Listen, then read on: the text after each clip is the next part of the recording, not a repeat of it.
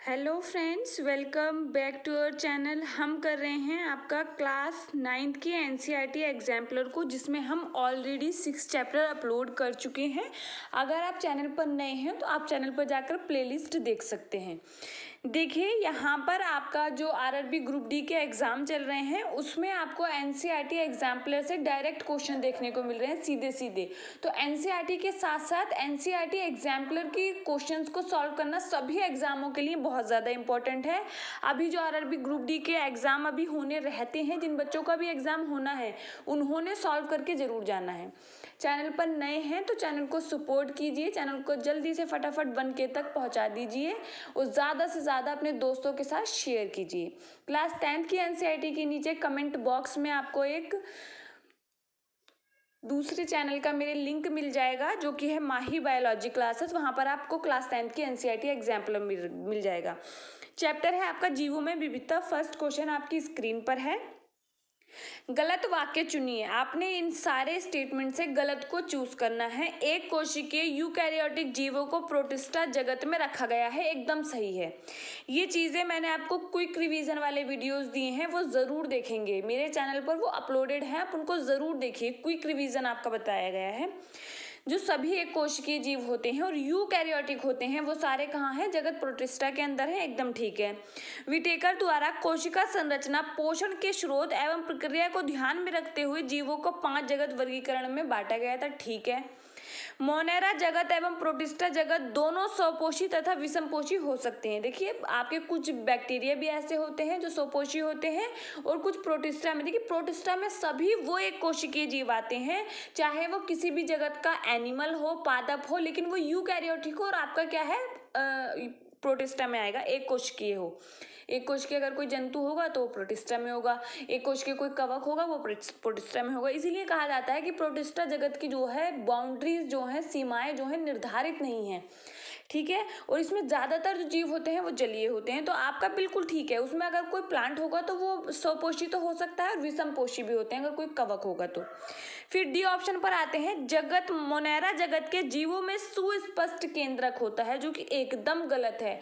Monera जगत के जीवों में सभी प्रोकैरियोटिक जीव आते हैं। प्रो का मतलब होता है आदिम, कैरियो का मतलब होता है न्यूक्लियस, मतलब केंद्रक। तो आपका जिनमें अविकसित प्रकार का और बहुत ही प्राचीनतम प्रकार का केंद्रक होता है वो जगत मोनेरा के अंदर आते हैं, तो यही गलत हो गया। सुस्पष्ट केंद्रक उसमें नहीं होता है। ऑप्शन डी आपका करेक्ट है।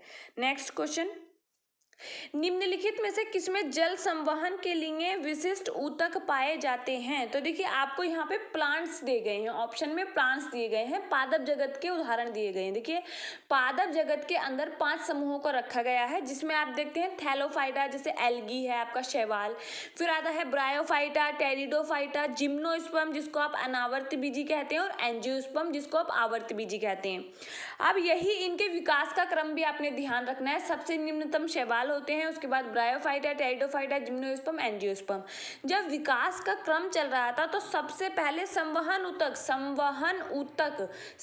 ऊतक होते हैं आपके जाइलम एवं फ्लोएम। तो जाइलम क्या करता है? आपके जल को, जा से क्या है जाइलम, जा से क्या है जल, जल से जड़ों के माध्यम से जल जो अवशोषित होता है उसको पूरे दूसरे पार्ट्स में पहुंचाना, ये जाइलम का काम है। फिर आता है फ्लोएम। फ्लोएम होता है फूड। तो वो जो फूड बनता है आपका प्रकाश संश्लेषण की क्रिया में, वो सारे पार्ट्स तक पहुंचाना किसका काम होता है? फ्लोएम का। तो यही आपके संवहन ऊतक है। अब आपसे पूछा गया है जल संवहन ऊतक के लिए विशिष्ट ऊतक पाए जाते हैं, तो किस में पाए जाएंगे आपके? देखिए, थैलोफाइटा में तो नहीं होंगे, ब्रायोफाइटा में भी नहीं है, टेरिडोफाइटा में है, टेरिडोफाइटा में प्रेजेंट हैं। यहाँ पर जिम्नोस्पर्म में भी होते हैं आपके। जल संवहन के लिए विशिष्ट ऊतक पाए जाते हैं, तो आपका जिम्नोस्पर्म भी इसका करेक्ट होगा और टेरिडोफाइटा भी इसका करेक्ट होगा, दोनों में होंगे। लेकिन अगर विकास के क्रम से पूछा जाए तो टेरिडोफाइटा इसका सही आंसर होगा। नेक्स्ट क्वेश्चन देखेंगे, निम्नलिखित में से कौन बीज उत्पन्न करते हैं? तो देखिए, सबसे पहले जो प्लांट वर्ग है उसमें जो बीज बने थे वो जिम्नोस्पर्म में बने थे। लेकिन ध्यान रखना है, आपसे ये क्वेश्चन भी पूछा जाता है कि इनके बीजों में बीजावरण नहीं होता है, मतलब इनके बीजों में कवरिंग नहीं होती है, नग्न बीज पाए जाते हैं। सबसे पहले जो विकसित प्रकार के बीज बने थे वो एंजियोस्पर्म में बने थे, आवर्त बीजी में बने थे, तभी वहां पर क्या है, पुष्प बने। यहाँ पर पुष्प नहीं बनते हैं, ठीक है। फिर देखिए, कौन सी यथार्थ मछली है, मतलब सही सही वाक्य में जिसको हम मछली बोल सकते हैं, फिश बोल सकते हैं, वो कौन सी है? जेलीफिश। जेलीफिश क्या है? आपका सैलेंट्रेटा के वर्ग में आता है, तो वो क्या है? आपका वास्तविक मछली नहीं है, क्योंकि वास्तविक मछली आपको पता है कहाँ रखा गया है? कॉर्डेटा के अंदर पिसेस वर्ग में रखा गया है। फिर आता है स्टारफिश। स्टारफिश आपका इकाइनोडर्मेटा संघ का मेंबर है। फिर आता है डॉगफिश, एकदम सही है आपका डॉगफिश। आप ये मैंने आपको बता रखा है, डॉगफिश का आपने मुझे नाम बताना है कि किसको आप डॉगफिश बोलते हैं। चैनल पर आपको वास्तविक मछलियाँ और अवास्तविक मछलियों का भी एक अलग से वीडियो मिला हुआ है, तो आप वो भी देख सकते हैं, और वैसे भी मैंने ये क्वेश्चन में करा रखा है। फिर आता है सिल्वर फिश। सिल्वर फिश क्या है? आपका आर्थ्रोपोडा है। कभी आप देखते हैं कि बहुत पुरानी जो बुक्स वगैरह रखी होती हैं, तो उसमें आपने देखा है जब आप उसको खोलते हैं तो आपको एक सिल्वर से कलर का कीड़ा सा दिखाई देता है, तो वही आपका सिल्वर फिश है, और आपका क्या है? आर्थ्रोपोडा का मेंबर है, तो वो भी वास्तविक मछली नहीं हुआ।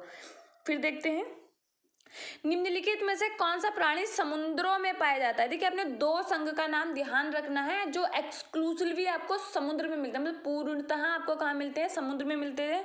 एकाइनोडर्मेटा आपका और आपका आता है टीनोफोरा, जो क्लास 11th के आपके एग्जाम्पल में है। टीनोफोरा संघ, यहाँ पर आपको 9 ही पढ़ने होते हैं जो क्लास 9 10 की प्रिपरेशन कर रहे हैं जनरल साइंस के लिए। फिर देखिए, निम्नलिखित में से किसमें खुला परिसंचरण तंत्र होता है? तो खुला परिसंचरण तंत्र जो होता है वो आपका होता है आर्थ्रोपोडा में भी प्रेजेंट होता है, और आपका क्या है? सेकेंड मोलस्का में भी प्रेजेंट होता है खुला। बाकी इन दोनों में क्या है? बंद परिसंचरण तंत्र है, तो ऑप्शन आपका ए करेक्ट हो जाएगा। नेक्स्ट देखेंगे क्वेश्चन, वह कौन सा समूह है जिसके प्राणियों में प्रगुहा रुधिर से भरी होती है? जो उनकी प्रगुहा है उसमें क्या है? ब्लड भरा होता है, रुधिर भरा होता है। तो आपको संघ के नाम दिए गए हैं, और इसमें जो करेक्ट आंसर है वो है आपका आर्थ्रोपोडा। आर्थ्रोपोडा के बारे में आपने ये भी याद रखना है कि सबसे बड़ा अगर फाइलम कौन सा है तो वो आर्थ्रोपोडा है, और उसमें सबसे बड़ी जो क्लास है वो कीट वर्ग है। कीट वर्ग भी ध्यान रखना है, ठीक है। और सेकंड जो लार्जेस्ट संघ है आपका, सेकंड जो दूसरा जो सबसे बड़ा संघ है वो आपका मोलस्का है। नेक्स्ट देखिए, स्लीपर अर्थात फील पाँव जो रोग है वो किसके द्वारा होता है? तो देखिए यहाँ पे लिखा है बुखेरिया, बुचेरिया भी लिखा होता है, ये भी ध्यान रखना है। बुचेरिया इसका करेक्ट आंसर है। नेक्स्ट क्वेश्चन, कशेरुकियों का निम्नलिखित में से कौन सा सबसे महत्वपूर्ण अथवा सामान्य लक्षण है? देखिए, सबसे पहले एक चीज को समझिए, आपका जो पूरा जंतु जगत है उसको हम देखेंगे तो अलग अलग हमने बड़े वर्गों में डिवाइड कर रखा है, उसको विभाजित कर रखा है। अकशेरुकी और कशेरुकी। कशेरुकी में आपका पता है वह सारे जीव आते हैं जिनकी आपका पीछे जो होता है नोटोकॉर्ड प्रेजेंट होती है, पृष्ठ रज्जु प्रेजेंट होता है, तो यही आपका नोटोकॉर्ड भी ध्यान रखना है। हिंदी में नोटोकॉर्ड ही प्रेजेंट लिखा होता है, कहीं कहीं पृष्ठ रज्जु आपको बहुत कम देखने मिलेगा। नोटोकॉर्ड, जिनकी लाइफ के किसी न किसी फेज में आपको नोटोकॉर्ड मिलता है। हमारी एम्ब्रियोनिक लाइफ में था, अब वो किस में बदल गया है? आपका जिस आपको रीढ़ की हड्डी बोलते हैं वो आपकी क्या है? नोटोकॉर्ड है, जो आपके कशेरुकी दंड में परिवर्तित हो गई है। नेक्स्ट देखते हैं, निम्नलिखित में से किसमें शल्क मतलब स्केल्स, उनके शरीर पे आपको स्केल्स दिखेंगे, वो पाए जाते हैं? तो आपको पेयर में आंसर दिया गया है। इसका जो करेक्ट आंसर है वो आपका फिशेज में भी आपको देखने मिलता है, और आपको किस में देखने मिलता है?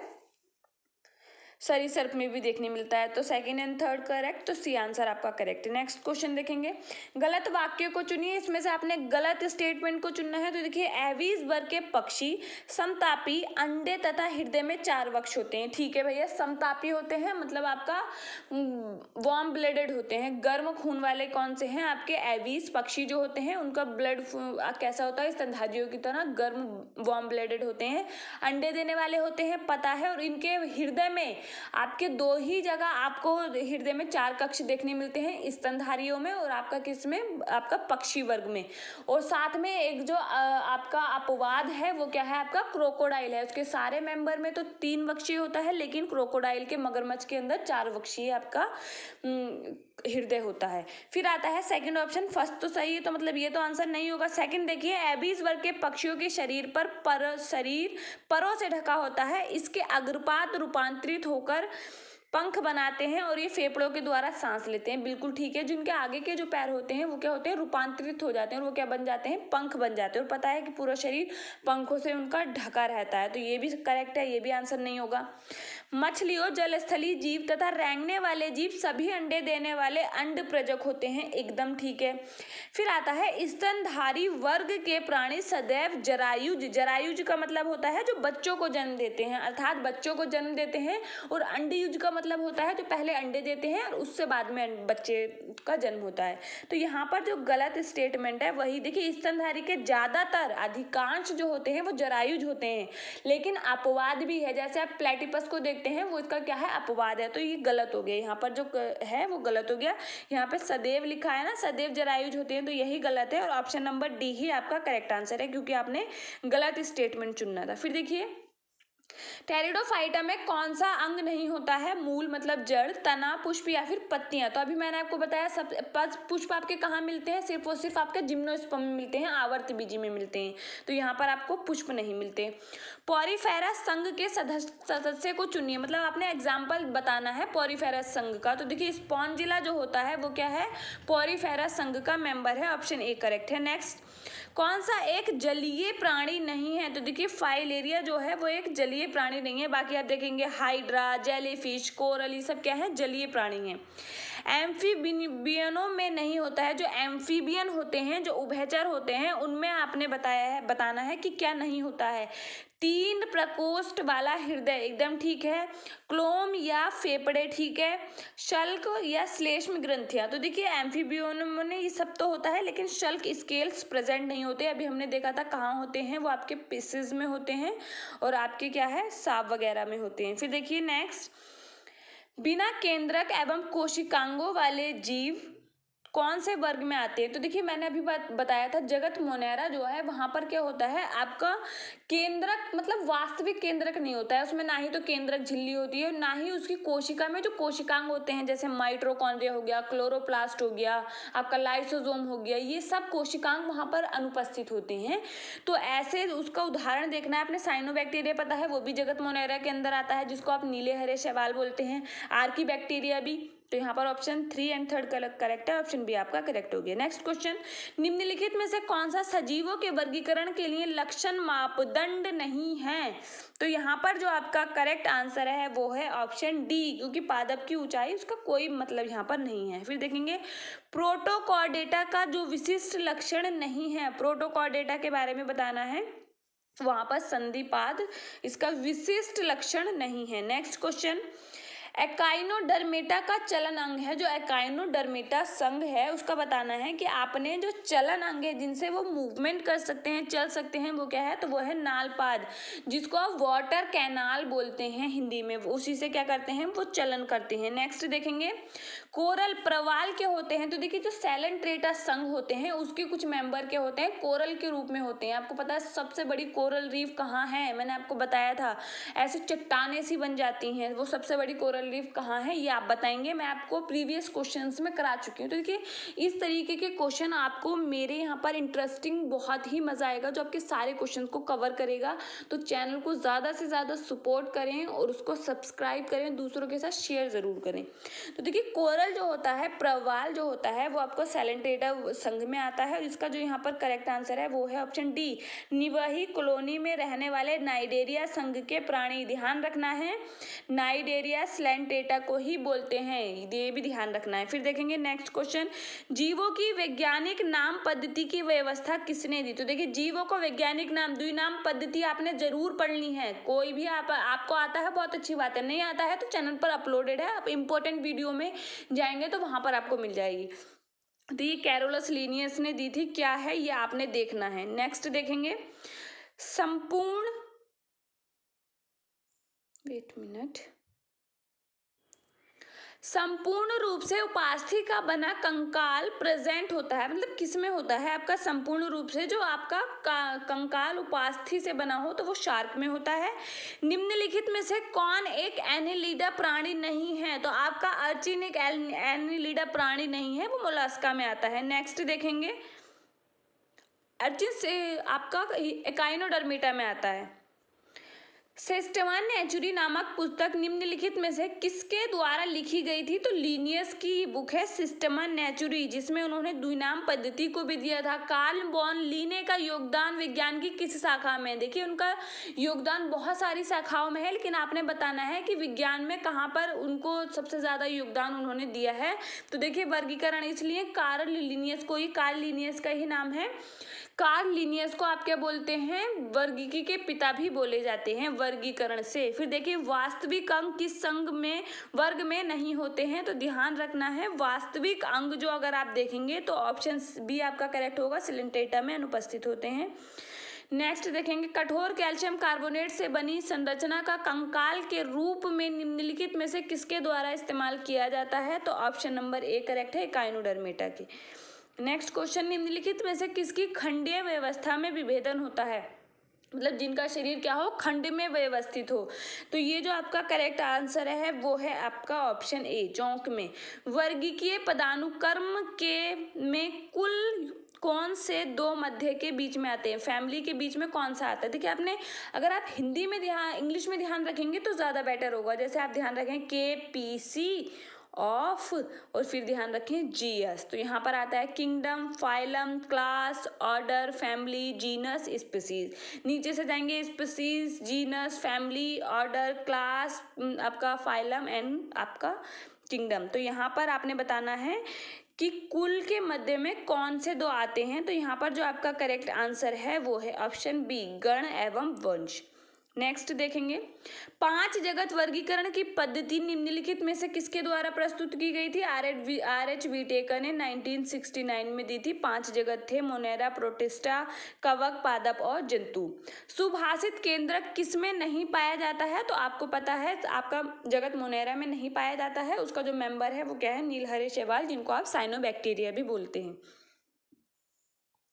जातियों का उद्भव, ओरिजिन ऑफ स्पीसीज नामक पुस्तक निम्नलिखित में से किसके द्वारा दी गई? तो ये किसको दी गई? डार्विन को दी गई। मीना और हरि ने अपने बगीचे में एक जीव देखा। हरि ने उसे कीट बताया, जबकि मीना ने कहा यह केंचुआ है। निम्नलिखित में से उस लक्षण को चुनिए उस लक्षण को चुनिए जो उसके कीट होने की पुष्टि करता है। देखिए कीटों में क्या होता है आपको पता है, उनके जो पैर होते हैं वो जुड़े हुए होते हैं और 3 जोड़ी पैर उनमें पाए जाते हैं। तो ऑप्शन बी करेक्ट होगा, संधिपाद वाला शरीर। ये थे आपके क्लास 9 के चैप्टर नंबर 7 के क्वेश्चन एंड आंसर, जो आपके ऑब्जेक्टिव हैं NCERT एग्जाम्पलर के। वीडियो पसंद आई तो चैनल को सब्सक्राइब और लाइक और शेयर करना ना भूलें। मिलते हैं हमारे नेक्स्ट वीडियो में, तब तक के लिए पढ़ते रहिए। Thank you.